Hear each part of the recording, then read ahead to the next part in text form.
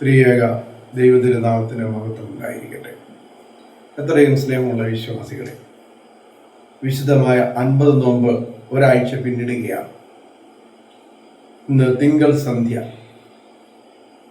ഇന്നത്തെ സന്ധ്യയ്ക്ക് വേണ്ടി ധ്യാനിക്കുവാൻ തിരഞ്ഞെടുത്തിരിക്കുന്നതായ വേദഭാഗം വിശുദ്ധ ലൂക്കോസ് എഴുതിയ സുവിശേഷം 4-ാം അധ്യായം, അതിൻ്റെ 38-39 വാക്യങ്ങളാണ്. കർത്താവ് സിനഗോഗിൽ നിന്ന് എഴുന്നേറ്റ് ശിമയോന്റെ വീട്ടിലേക്ക് പോയി. ശീമോൻ പത്രോസിന്റെ വീട്ടിലേക്ക് കർത്താവ് ദേവാലയത്തിൽ നിന്ന് പോവുകയാണ്.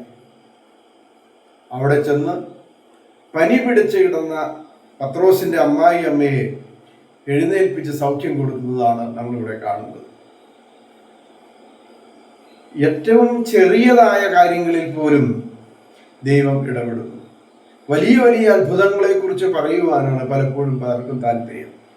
എന്നാൽ നമ്മുടെ ജീവിതത്തിൽ ചെറിയ കാര്യങ്ങളും പ്രവർത്തിക്കുന്നത് ദൈവം തന്നെയാണ് എന്ന് തിരിച്ചറിയുവാൻ നമുക്ക് സാധിക്കണം. നമ്മുടെ ചെറുതും വലുതുമായ എല്ലാ വിഷയങ്ങളിലും ഇടപെടുന്നവനാണ് നമ്മുടെ തമ്പുരാൻ. അവൾ എഴുന്നേറ്റ് കർത്താവിനെ ശുശ്രൂഷിച്ചു. ഇവിടെ നാം കാണുന്നത് ഈ മാതാവ് പനി വിട്ടുമാറി കർത്താവിനെ ശുശ്രൂഷിക്കുന്നതായിട്ടാണ്.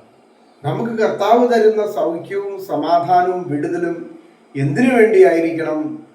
ദൈവത്തെ ശുശ്രൂഷിക്കുന്നതിന് വേണ്ടിയായിരിക്കണം. നമ്മുടെ ഉദ്ദേശ ലക്ഷ്യം വളരെ പ്രധാനമാണ്. ഒരിക്കൽ ഒരു പിതാവ്, 70 വയസ്സ് പ്രായമായ ആ പിതാവ് അച്ഛൻ്റെ അടുത്ത് വന്നിട്ട് പറഞ്ഞു, അച്ഛാ, എനിക്ക് കണ്ണാടി വെച്ചിട്ടും വായിക്കുവാൻ പറ്റുന്നില്ല, കാഴ്ച അങ്ങ് നഷ്ടപ്പെട്ടതുപോലെയാണ്. അച്ഛൻ എനിക്ക് വേണ്ടി ഒന്ന് പ്രാർത്ഥിക്കണം, എനിക്ക് കാഴ്ച വേണം. വൈദികൻ അദ്ദേഹത്തോട് ചോദിച്ചു, അപ്പച്ചൻ ഈ 70 വയസ്സിലും എന്തിനാണ് ഇനി കാഴ്ച വേണമെന്ന് പറയുന്നത്?